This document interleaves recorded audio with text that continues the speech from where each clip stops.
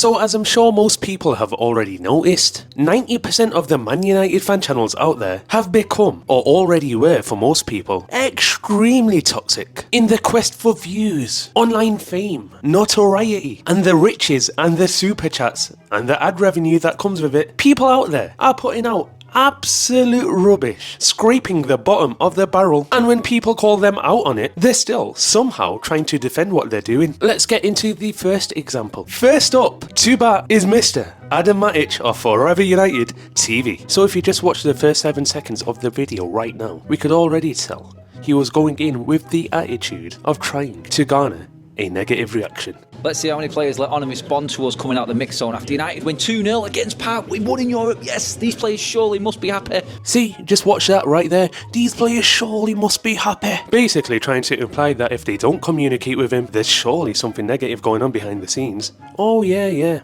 Like you're someone that important, aren't you? And before we get to the Rashford clip, as I'm sure most people have already seen this video, let's just look at the reaction of Christian Eriksen. Christian Eriksen basically just completely ignored him as well.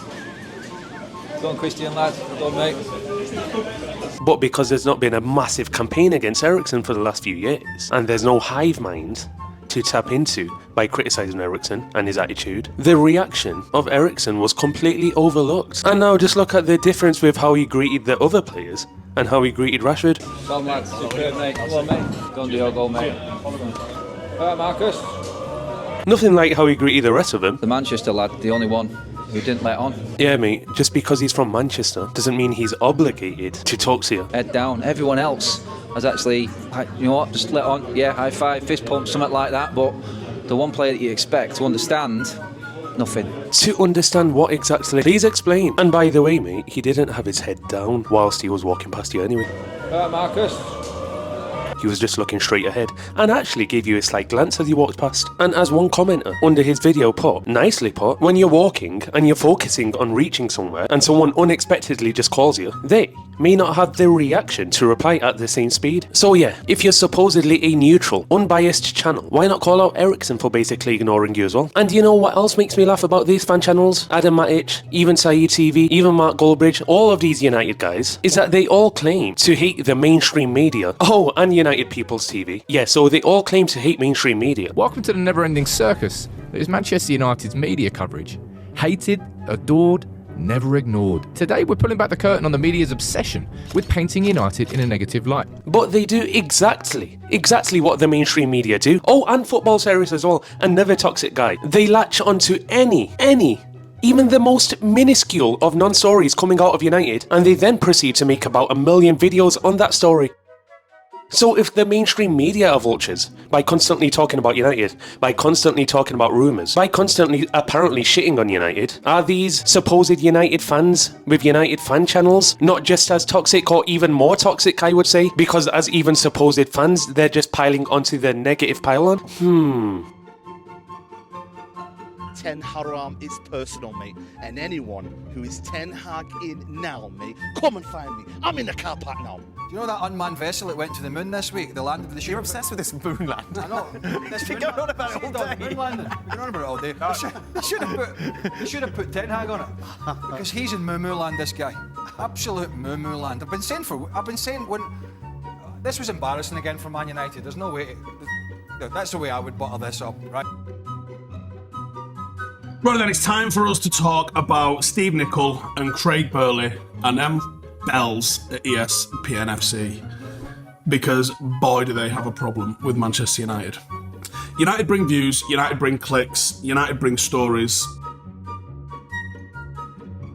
No one needs to stream about United 3 times a day, 4 times a day, 50, 60, 70, 80, 90 times in a month, 100 times in a month. There's not that much proper news coming out of United. There's not that much proper stuff to discuss about United in a month, in a week, in a day. But because they have to keep their ad revenue up, because this is their only source of income, they have to just keep churning and churning and churning and churning out the content. So to keep churning and churning and churning and churning out the content, they just have to talk absolute bollocks about United. But who cares cares? They can just shield themselves by saying, okay, yes, we're United fans. Oh yeah, really? You're so much better than the mainstream media. So much better. Wink, wink, wink. Oh, another channel that I forgot, Rants and Bants. And on that point, a lot of these Man United fan channels will always criticise Goldbridge for apparently being negative. Will always swear at him. Will never leave an opportunity to call him out. Are they not doing exactly the same thing that Mark Goldbridge is doing? And the other toxic thing about these channels that I rarely see people point out is that they purposely hype up wins against mediocre teams. So when we beat a rubbish, mediocre European side or a mediocre English team, you'll get some of these channels saying, yes, United are back. Oh yeah, sit down. Yeah. And they purposely do this. Do you know why? It riles up the opposition fans that are watching them. And then when we lose the next game, all of these opposition fans will pour to that channel, leave a ton of comments down below, leave a ton of likes or dislikes on the video. Other creators will react to that video, and in turn, that next video, reacting to the next United loss, will get a huge amount of views. And when they get a huge amount of views, their channel will grow, they'll get more subscribers, and ultimately, they'll get even more ad revenue. People will call them deluded, people will call them stupid, people will call them idiots, toxic, negative, and everything. Like I'm calling them toxic and negative, but who cares? As they say, any fame is good fame. So there's a bit of nuance to this discussion as well. There's toxic positivity, and of course, there's toxic negativity, like I pointed out at the start of the video. So basically, to boil this video down, here is my conclusion. Just on the first thing about Rashford, why do you expect him to say hello and be all happy and chirpy when you've been calling him Trashford for a couple of years? And why do you expect him to be all happy and chirpy when he's being criticised from every single angle, when he's been dropped from the national team, and when he's not being able to get back to his amazing best of a few years ago? I mean, just look at me.